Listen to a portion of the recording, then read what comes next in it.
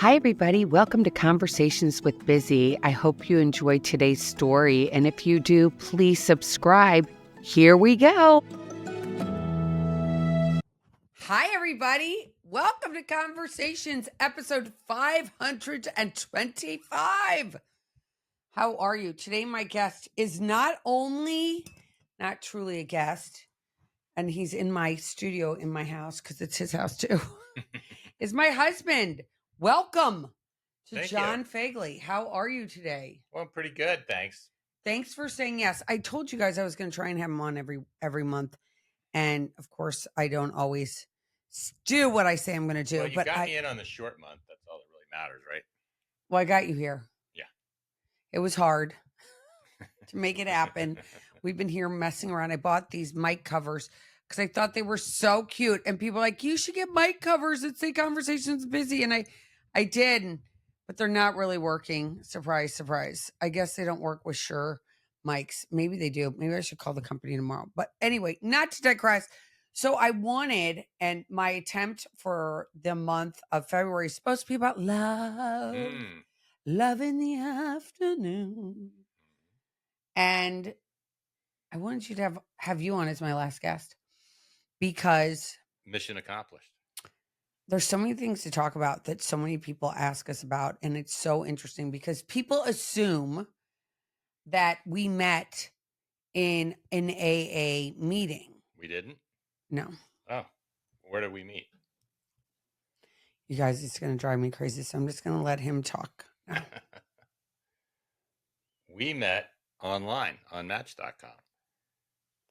And the way we met was I put a profile up.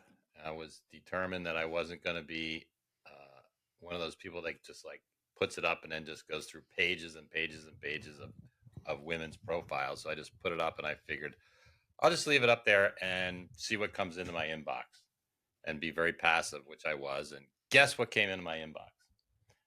My wife, Elizabeth, came into my inbox. And it was great. It took about, I think I was on Match for about 3 days. And I was done. That How was it. many dates did you go on? How many dates did I go on Match? Yeah. One with you. That's not true. That is not a true statement. Now here we are 13 years later. Yeah, right. I did. Did I don't know if those were Match dates, but I did go on a couple of dates with 3 people. 3 different people on one date, or did you go on one date 3 different times? 3 different people, 1 date each. Okay. Mm-hmm. And do you share? Well, there's nothing to share. There just wasn't a click. It wasn't a match. It wasn't a match. But that was actually prior to me having this new attitude of I'm just putting myself up and out there. How did you get to that place that you could do that? Well, I got to that place because I came to realize in talking to some of my mentors in 12-step programs and so forth and so on that I'm really bad at making decisions for myself and running my life. And maybe I should try to just leave it in the hands of God. So the idea I came up with is if I just do this, then I'll just see what God puts in my inbox. You know, let him be the matchmaker instead of me. And that's why I didn't want to pursue like scrolling through everybody's profile and seeing if I could find somebody and like, wow, look at her. Ooh, I'm going to send her my profile, whatever. Because I'd already been divorced twice. So obviously my track record sucks. No question about it. I don't think it sucked. Oh, it did. You guys, I try to be like, it's nice. Like we just spent not this past weekend, weekend before I talked to you guys about the engagement party, but I told you that I had my ex-husband was here and it's so fine with us. It's crazy. It's like, were we really, I don't know. There's not much animosity at least left for us. I don't have that whole like, I don't have that feeling like, oh, he's a jerk or whatever. I just feel like it didn't work. But I have 3 amazing kids from him, even though I'm not I the have no craziest about my animosity kids whatsoever. right now. But I just, my past relationships weren't a match. None of them worked out. They just didn't. So that's okay. is it no okay? animosity. Okay, good. No, we don't want to have animosity. Of course not. I would never do that. No, because that's like totally bad juju. Well, that's like being like a bitter divorcee, and I'm just not that kind of person. He Like, it's doesn't like nothing worse, listening to. nothing worse than me having to Okay, go by the out. way, if you're out there and you're listening to this and you have your friends and you're dating somebody or you have a husband and they're like, do you want to go out with some more? Do you want to go out with divorcees? What's your answer? Don't do it. Don't do it. Why not? Because all they do is complain, complain, complain about their ex-husband. It's terrible.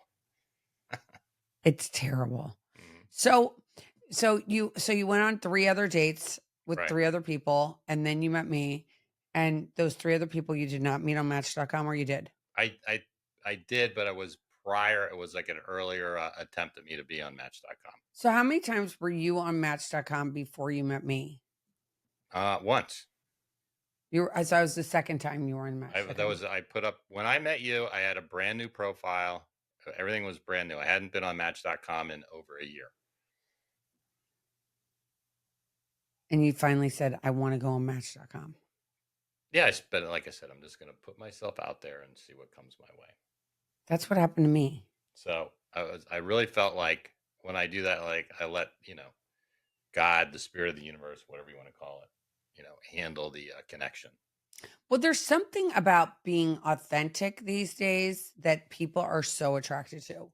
Like, Mhm. people are not attracted to people that are like scammers and all the rest of it. It's like, really, if you are you, the person that you are, and you embrace who you are 110%, people find that so much more attractive than somebody that's trying to be somebody else or somebody that doesn't like who they are. Like, it's transparent if you have somebody that's like bada bing, bada bing, bada boom, but they're not really authentic with who they are.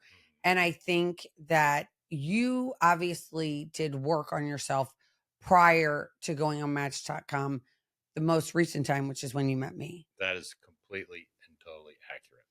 And were you all about being transparent the whole time, or were you going to try and were you like, No, I'm going to be a playa, or what was it about? Did you have no, anything that you thought about? I wanted to meet somebody that I could fall in love with and spend the rest of my life with. That's what I was looking for.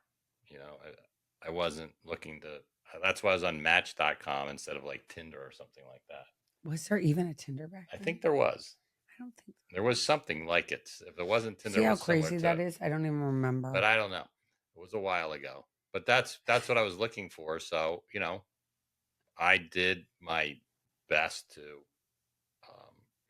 my profile was me. It was me. It was pictures of me. It described what I looked But you like, know what? You did what have I liked. profession. Not to interrupt you, but I have to throw this out there. So if somebody's out there, he did have professional photos done. I did. Like, you were like, I'm in this to win this. Like, I am going to get professional pictures taken, and I'm going. Did anybody help you write your profile? No, Okay, that doesn't surprise me. no. I'm a pretty good No, writer. yeah. Hmm. And I know me pretty well. So. Even though I didn't really read it in the beginning, Oh, well. I shop with my eyes. Little No. buyer's remorse now or what?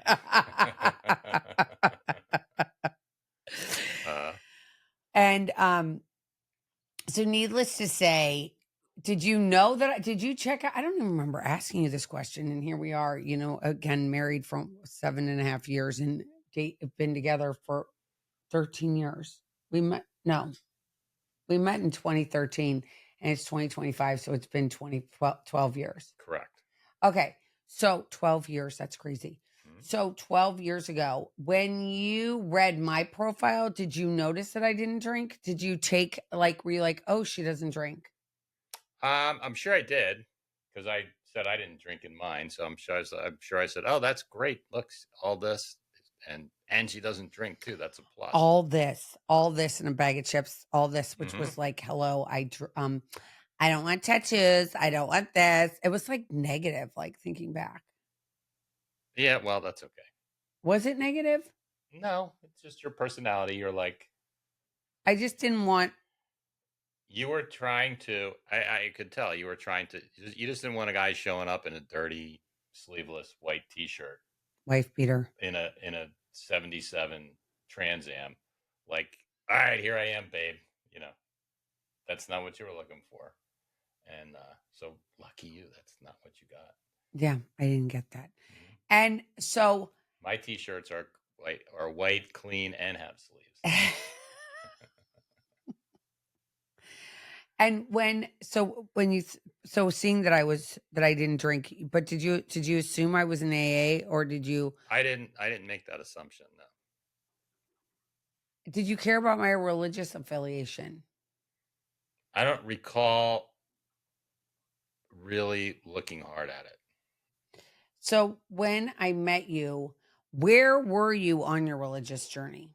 Oh, when you met me, I was spiritual. Oh, for you guys that are just listening to this, he did air quotes. I always like to tell my listeners when there's air quotes. Oh, air quotes, spiritual. Okay, so you were spiritual, and what did that mean to you? That meant that I still lacked the humility to be able to actually become part of a church or organized religion. So is that because you didn't want to, or what was it? Why didn't you ever join a church? I was raised. So here's the whole story. Okay. Yeah, we want to hear the whole story. I was. I'm the oldest of 3 kids. I was born in 1961. My parents were, I think, 26 and 29 when I was born. Old for back then. And I guess. No judgment, but just old. I guess. My parents were 24, 22. No, my parents were 21 and 24. 21, my mom was still in college, so that wouldn't have worked for her. But so my grandfather on my mother's side was a deacon at Bryn Mawr Presbyterian Church. So my mom was raised in the church, and so while I was young, up until probably I was like 4 years old, she made the effort of driving me and then my sister to church pretty much every Sunday.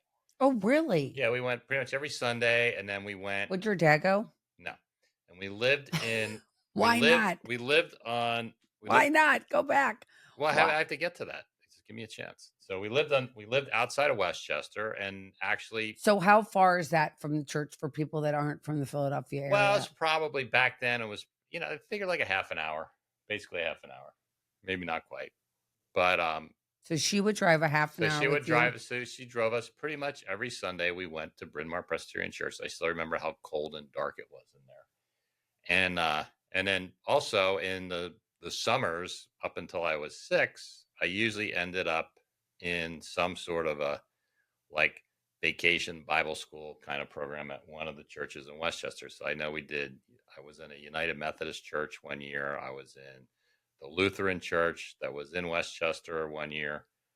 So she made the attempt. Now, my father, his family are Lutherans, but my father became atheist, and he was an atheist when I was that age, as a kid growing up. So he didn't go to church. He didn't believe in church. He didn't believe in any of that. He believed in moral philosophy and science and psychology and all that stuff.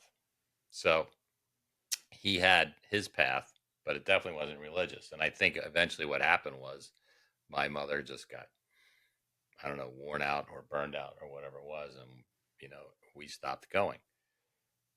So after the age of about 5 or 6, we didn't go to church anymore. So I didn't have any church in my life. And then I had a very strong personality, atheist father who insisted that I read all of the ancient philosophers, which I did. And, so as I got into high school, and as an early teenager, I became an existentialist. What does that really mean? Well, it's not very appealing. It was existentialism was born out of the First World War. And what it really was, it was a philosophy of, life has no meaning. The only meaning that has in it is whatever you put into it, but there's no higher purpose and there's no God. Wait a minute, who you were like this? Yes, absolutely. When? Like in as an early from I probably started reading that when I was 12. So like 12 to 16. I was an existentialist, and I never became an No, atheist. wait a minute. Time out, time out. We got to go back. We got to go back. Uh-huh. So, okay, wait a minute. So, So did you go I to? read Camus, I read Kafka, I read Jean-Paul Sartre, I read all of that. So you would like most kids at that point, at least me. I can only speak for myself. I definitely wasn't into like I went to Catholic church because that's what I was supposed to do, but you didn't really understand what any of it meant. I mean, you went and you'd hear things, but you didn't get into like I didn't get into the homily back then like I do now. But if somebody said what religion are you, I'd be like I'm Catholic, and you just keep walking. That would be it. But you Mm-hmm. would say I'm an extra. Say it again. Well, and existentialism is not. Existentialism. It's not a religion; it's a philosophy. Okay, so you would say to your friends or whatever, I'm an existentialist. Uh, no, I don't think I ever verbalize it that way, but I say to my friends, "Gee, have you read this book? It's really interesting." And how and like what grade level was that book? Like, I don't know, sophomore in college, so they didn't really read those books. I was gonna say I never read those books, and I'm No, 56 now. no, and so the thing was, my dad he was a big believer. He loved to he was he was he was a very smart person. He loved to win arguments, and so his thing was, at a cocktail party, at the dinner table, the only two things you should ever discuss were politics and religion. And That you should discuss. yes, because Because that's not no wonder he didn't have a ton of friends. he loved to get into arguments about it because he had great debating skills. So he was very good at eviscerating his opponent and winning the argument. And what side of the aisle did he sit on at that point? Well, politically, he was very conservative, and he was an atheist. That was his religious stance. So weird. You like So, today. but I I never. don't But I think. got to tell you, I never. Me personally, I never became an atheist. You know, I was. I would say that I was agnostic, um, fairly agnostic until probably right around age 26, 27, 28, sometime in my late 20s. I started to move away from agnosticism and sort of become a somewhat of a spiritual seeker. I was looking for something I really believed. I truly believed that there was definitely a God, but I didn't really know anything about it at that time. But I have to go like so your dad today, like I can't imagine an atheist being conservative today and voting at least for Trump because let's face it, most people that voted for Trump are God fearing, I think. I don't think there were a lot of atheists, if any, that voted because there's where God's coming back. I mean, Well, God is back, and to think that you could be a conservative and not believe in God is like so crazy to me. mhm. Sitting here in Well, 2025. I'm happy to tell you that he died a Christian. He did do that, but no, I mean, they were two separate issues for him. He believed in. I mean, he was a strong proponent of the separation of church and state. He didn't believe that one had anything to do with the other, and he was a very strong, very right Republican, and he supported all the very strong, very right Republican candidates his entire life. He never swayed from that. So, okay, so for you, and then so at 16, you pivoted and you said, I believe in God, I believe in something bigger than myself. Well, that was more like 27, but So 16 to 27, you were no longer an existentialist well, anymore. I drifted into agnosticism, which is kind of so remember, religion and philosophy are not necessarily the same thing. But I found existentialism. I read it all. I got into it, and then I lost it. I quite honestly, I just lost interest in it. Crazy. Mm-hmm. And so then you become agnostic, which means that you believe that there's a God, but you don't believe in religion. Is that pretty much it? Yeah, it's sort of like maybe there's a God, maybe there's not. There seems to be something that that's behind. There seems to be something more than just what you see. There seems to be something behind everything that seems to, you know, have created some order in the universe. And the thing, what I always had, um, what really drove me to God was the concept of, infinity, and also the Big Bang. I'm like, okay, so there was a Big Bang that started the universe. So then I always think, well, then what was there before there was the universe? And of course now I've been around for long enough that I can look at the very beginning of Genesis in the Bible and realize that there was nothing. Which I'm a human, so I can't really imagine nothing, just like I can't imagine infinity, but there was nothing. And I knew that, when I thought scientifically about the Big Bang, well, something had to cause that. It didn't just happen. It wasn't a happenstance event. And so to me, that was like, okay, so that means there is something, you know, beyond the scientific. So that's how I leaned into it. Plus, So I probably had, I was in church for like the first 5 or 6 years of my life, so there was something inside of me in there. It didn't just leave; it didn't all evaporate. so then so now you're 27 and you're on a journey, air quotes, and you're not married at 27. No, I got married when I was 30. You got married when you were 30 or 31, yeah. Do you remember? I'm pretty sure I was 30. What month did you get married? August. August what? I don't remember. Was it hot? It rained like hell. Literally, it was one of those really rainy summers. But the day that I got married, it was sunny, and yes, it was hot. And did you get married in a church?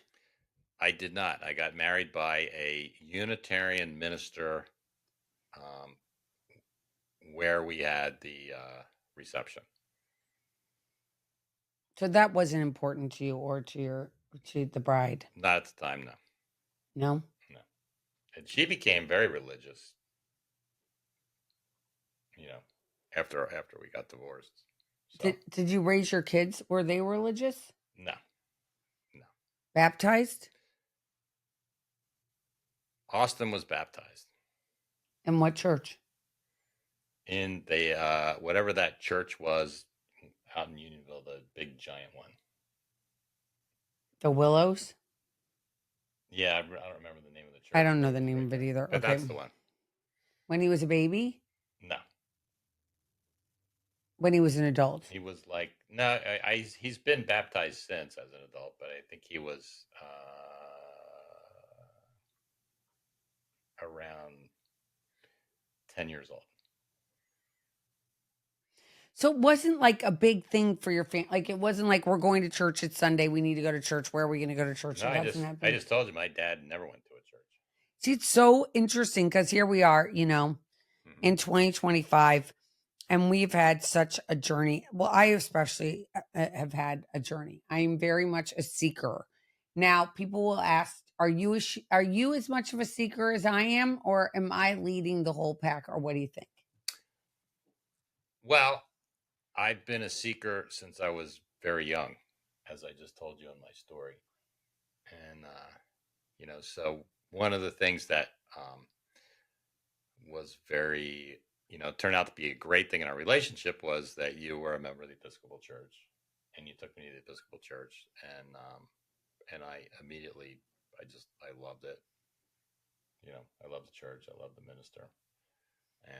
And I still really do. I love the Episcopal Church that we go to now. I think the minister gives wonderful sermons. It's a great message, and it's a beautiful place. And just meditatively for the Episcopal service that we go to, it's fabulous. So, I'm grateful for that, and I see what I pick up. You did Kabbalah. At one point, and you told me I should go down and try it. So I went down and tried it, and I don't believe in the whole reincarnation thing, so it wasn't for me. And when you went to Medjugorje, I was very happy for you. It's not a place I want to go to, but you did bring back a rosary bead for me, rosary beads, and I learned to say the rosary, and I'm fairly consistent in doing that, every morning. And you wear a cross now. I do. What does that feel like? I have worn a cross before in my past, but I like it because I see other guys with crosses on, and so we have something to talk about. So if you have a cross, I have a cross, and we're all crossed up. That It's means we're great. It's friends. like the best combination is the cross and the Trump hat. I mean, for making conversation with people, there's no question about it. Go on, tell us a story about that. About the cross and the Trump hat, Mm-hmm. or just the Trump hat? Both. Well, I don't know if I have a story that really combines the two that much. I mean, I have a sponsor in AA that prominently displays both at almost all times, and and I just love that guy. But that to me, they do go very much hand in hand. You know, they really go very well together, and we're blessed to be in Florida where we are. I've met some great people, but in Florida, most people are more like us than not like us, and it's good. I love to. I've been wearing a "Make America Great" hat around town for like what, a year and a half, something like that, and I just I got stopped way before the election. I got stopped all the time by people say, "Love your hat, love your hat, love your hat," and it's great. And when somebody sees my cross, it's not that big, but most people say, "Love your cross." And now that the election's over, what do they say about your hat? They still love my hat, but now it's like it's funny because now people feel like it's safe. That's like it's safe to love that hat. Before it was like, oh my god, like they're love your hat. And I'd say, why don't you wear one? And every single person would be the same, give me the same answer. Well, I'm afraid to. I'm afraid if I wear this hat, that people are going to, you know, attack me or pick on me or, say something to me. And I just say, well, I've been wearing this for a long time, and I've never had anybody say anything negative to me ever. So I want to go back. So I love the topic of fear because a lot of people talk about fear all through their lives. And I think for me personally, I would be scared if I didn't have a God, I think, because of the way I was raised with the Catholicism. I think that if I didn't go to church, I'd feel a little like, oh, I might not go to heaven. I gotta get my butt over to church. So it was always important to me. And fear might have been a driving force. And do you feel like fear is a driving force for you at all in any aspects of your life? Well, definitely not in religion and God and all that. I don't have any fear there at all. But yeah, I'm a normal human being, so I have fear. All I have to do is like look ahead, and I can find fear if I stare up into the future. That's where it resides. It doesn't reside in the past. It only resides in the future. So um, it's easy to find if you want to, and but what is the antidote to fear? Is faith. And so when fear pops up, I just have to, you know, think about my faith and think about like, why am I fearful? And, you know, it's pretty simple. Has it been beneficial to have a relationship in a church that we've gone to for pretty much the whole time we've been together? And in terms of like co-parenting and what it's been like to have, like, I have 3 kids, you have 2 kids. How has that been as a second marriage, or sorry, my second marriage, your third marriage, um, with the kids and everything? How has all of that been? I don't, I don't really know if it makes much difference with the kids, but I know that I find it hugely beneficial, with my wife to have that, especially if we're talking about the kids, because it allows, I feel like for me anyway, it gives us as a couple the opportunity to like slow down and have a point of reference, a good moral point of reference of, of where we're coming from or where we're trying to get to. It seems to make it easier for us as a couple. But I don't have any. I've never had any deep discussions with any of those 5 kids about religion, or never had to say, oh, you better stop that or you're going to be in big trouble with God, and I I agree with a lot of what they do. I disagree with some of what they do. And but I also understand like they're going to the only way they're going to learn is on their own, you know? I mean, I cannot control another person, and I certainly can't force whatever my morality is on somebody else. I just can't do it. Anytime I've ever tried to do that, I've ended up with somebody that had a lot of resentment. Do And it you wasn't just me; it was the other person too. do you think being that we're well, you're older, you're 7 years older than me. Um, do you think that being like at your age right now, 63, have you mellowed a lot more from when I first met you? I have, and and it's and it's yeah, it's because I lived longer. I've like like any fine wine or bourbon or anything else, I've matured. Why are we using alcohol as a Because reference as it's we're funny. sober? Okay. It's funny. So yeah, I've matured. I'm still maturing. I still have a long ways to go. It was funny. I don't even remember who we were talking to this morning about somebody about how old their child was and how old they were, and I'm the oldest one in the room, and I said I'm very old, but I still act like a child. I'm aware of that, so I The try to people get we better. bought the ticket from, Oh, right, we bought yeah, a raffle ticket at the church today. right. So yes, I think that I I think that both of us have matured, and part of the maturation process is you know a, a smoothing. You know, it just everything smooths out, so it's not up here so much, it's not so down here so much. It just gets smoother. Isn't that lovely? That sounds so nice and appealing the way you just described that. It's beautiful. It is. It sounds just what you just described was so amazing. So it doesn't have to be mellow. It doesn't have to be because mellow sounds low energy, doesn't it? Like, oh, I'm mellow now. It sounds like you're stoned. Which is very low energy. Yeah. I Yeah, mean, I but really but I like smooth because it's just smooth, like wood. Like wood can be smooth. yeah, all kinds of things can be, and it just gets prettier the smoother it is, right? Take a gemstone, like you're my diamond, Oh, right?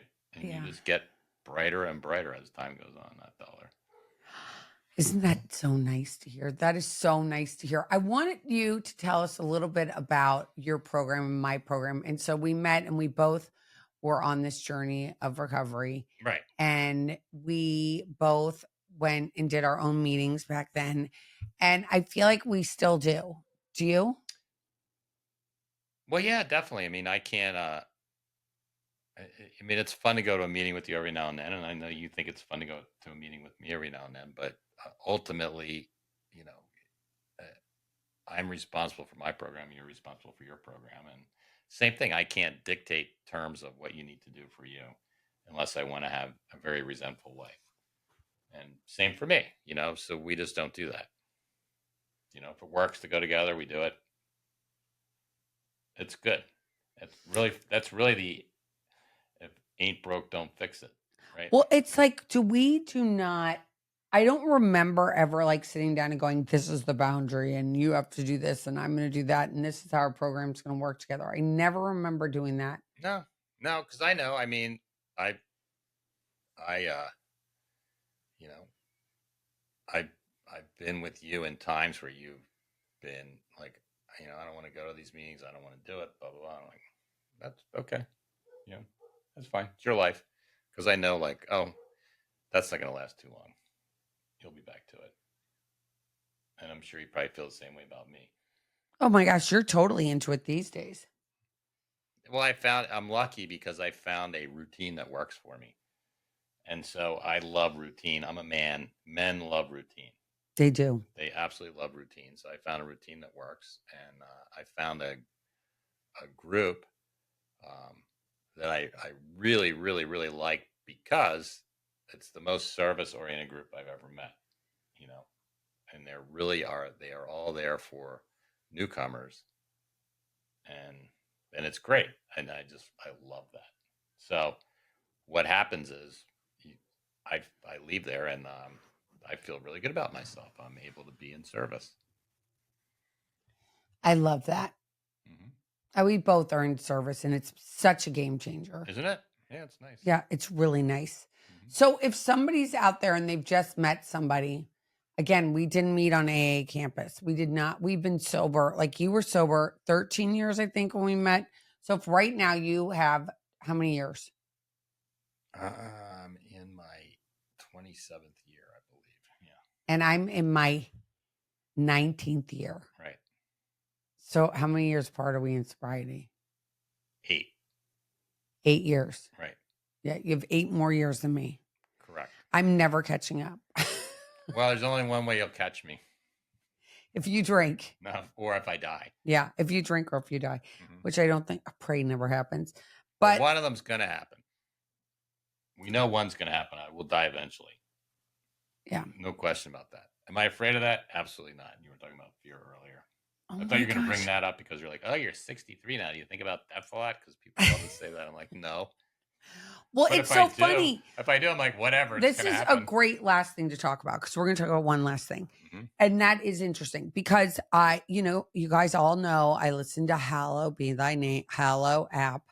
And by the way, Lent is coming and sign up for the Hallow app because I swear it is a game changer. 40 days of listening to Hallow is amazing game changer. I'm really, if you're out there, please go and subscribe. I'm actually going to put the link in my description because I think people should do it. It's so amazing. But this week alone, it said, if you had only one more week to live, what would you do? So I'm going to circle back. It's been almost a week since I originally asked you this question, and we're not going to have the same answer. We might have the same answer. What would you do for that week if you only had a week left to live? I really don't know. And here's why. I mean, I wouldn't like fly off in a panic saying, oh my God, I got a week to live. I got to go see the Taj Mahal. I got to do this. I got to do that. Blah, blah, blah. I wouldn't do that. I know I wouldn't do that. So I don't know. I don't know if I would do anything much different except for maybe, I don't know, try to be kinder, nicer, and more loving. But I don't know. That it wouldn't be like if I had a week left to live, I just have a week left to live. I don't know that I would have a super strong reaction to that. And I'm like, let's go to the Taj Mahal. Let's go see some things. Let's make more memories right before we go. And we can leave people pictures of us if they care of what we've done. Mm-hmm. That's truly what I would want to do. Oh, I know. Yeah. I know. Because there's so much to see. There is. Yeah. And I think that life. And but I'm just going to counter that with you, though. But there's so much to feel. So maybe that's just what I want to do is just. Well, I feel. More when I see things. I don't know. I want to see more things. That's like my biggest goal in life. We'll try to do that, when you have more than just a week left to live, okay? I know, but if I have a week left to live and I'm awake and spry, I want to go do things. Mm-hmm. Well, I can't disagree with that. Yeah, I really would want to go do things. And it's interesting because, and now I'm going to circle this around to something. This will be the last thing I'm going to talk about. So we went with some friends earlier today, and they're from France, and they don't have a TV in their home.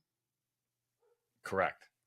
And they say, and their daughters are, I think, 7 and 12, 9, 7 and 9, maybe. That puts you a little older than that, but yeah, something like that. How they don't have a TV and their brain is always able to see things and have more. They can, their brains are, they use their brains in such a different way, because if you don't have television, it tells you what to think, or it makes your brain look at certain things. If you have the ability to not have something in front of you that can help you determine, oh my gosh, our dog is barking so much in the background. It's giving me, it's annoying. It's not only is it annoying, but it's making me go to a different place. But anyway, what I was going to say is they can use their imaginations more. And I love that. And I want to keep using my imagination and create things. It's just kind of fun. All right. With that, that's enough for today. So I was thinking, maybe while everybody's listening, and that question you asked me, if you had only a week left to live, what would you do? That's a great challenge for everybody that's listening, is to write in and say, what would you do if you had a week left to live? Okay, that's amazing. All right, do that. And I'm going to give you okay, so this is Monday. I'm going to give them till Wednesday. Sure. Email me your responses at elizabeth@elizabethchance.com. Okay? And fun. In the subject line, if I only had one more week to live, this is what I would do. Send them to me, and and let me know if I'm allowed to use your name or not in the email, elizabeth@elizabethchance.com. Let me know if I'm allowed to use your name when I talk about it on Wednesday.